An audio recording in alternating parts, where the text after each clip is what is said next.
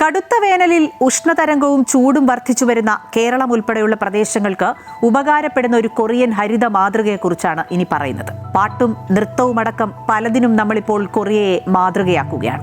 അപ്പോൾ തീർച്ചയായും ഈ ഹരിത മാതൃകയെയും നമുക്ക് സ്വീകരിക്കാവുന്നതാണ്.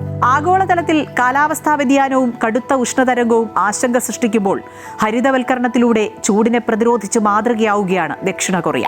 ദശകങ്ങൾ നീണ്ട ആസൂത്രിത വനവൽക്കരണത്തിലൂടെയും നഗര കാടുകൾ സജ്ജമാക്കിയതിലൂടെയും രാജ്യത്തെ ചില പ്രധാന മേഖലകളിൽ ചൂട് 1.9 ഡിഗ്രി സെൽഷ്യസ് വരെ കുറയ്ക്കാൻ സാധിച്ചിട്ടുണ്ട്.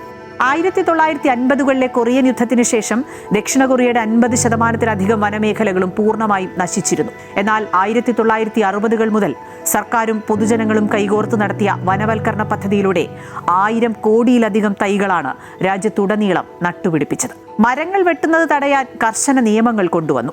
വിറകിനു പകരം കൽക്കരി ഇന്ധനമായി ഉപയോഗിക്കാൻ ജനങ്ങളെ പ്രോത്സാഹിപ്പിച്ചു. ഇതിന്റെ ഫലമായി 1953ൽ കുറഞ്ഞ അളവിലായിരുന്ന വനസമ്പത്ത് ഇന്ന് രാജ്യത്തിന്റെ ആകെ വിസ്തൃതിയുടെ 63%-ഓളമായി ഉയർന്നിട്ടുണ്ട്. ദക്ഷിണ കൊറിയൻ തലസ്ഥാനമായ സോളിലെ ഖ്വാങ്വാമുൻ, ഗാങ്നാം തുടങ്ങിയ പ്രധാന മേഖലകളിൽ റോഡരികിലും കെട്ടിടങ്ങൾക്ക് മുകളിലുമൊക്കെ വൃക്ഷത്തൈകൾ നട്ടുപിടിപ്പിച്ചു.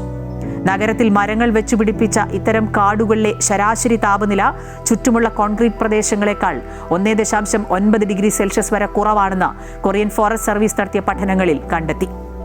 കെട്ടിടങ്ങൾക്കും റോഡുകൾക്കുമിടയിൽ നട്ടുവളർത്തിയ മരങ്ങൾ സൂര്യപ്രകാശത്തെ നേരിട്ടടിക്കുന്നത് തടയുകയും ഇലകളിൽ നിന്നുള്ള ബാഷ്പീകരണം വഴി ചുറ്റുമുള്ള അന്തരീക്ഷത്തെ തണുപ്പിക്കുകയും ചെയ്തു.